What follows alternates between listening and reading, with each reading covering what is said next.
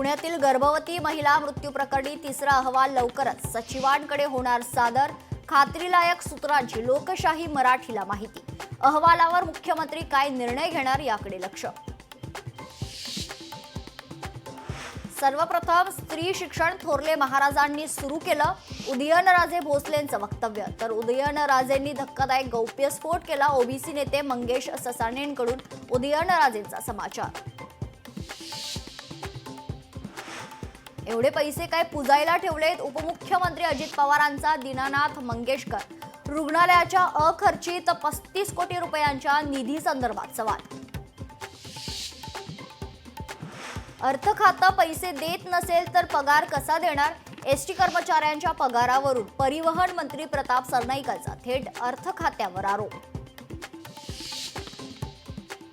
मुंबईतील film city कुठेही जाणार नाही, जगभरातील फिल्म इंडस्ट्री मुंबईमध्ये येणार।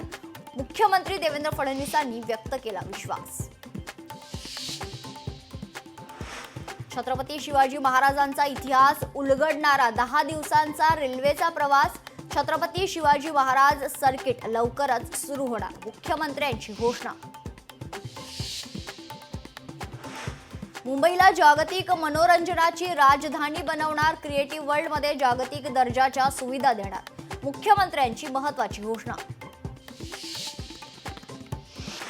केंद्रीय गृहमंत्री अमित शहा 2 दिवसांच्या महाराष्ट्र दौऱ्यावर। उद्या सकाळी जिजाऊंच्या समाधीचं दर्शन घेऊन रायगड किल्ल्याला भेट देणार। नाशिक आणि रायगडच्या पालकमंत्री पदाचा तिढा सुटणार, अमित शहांच्या महाराष्ट्र दौऱ्यात घोषणा होण्याची शक्यता।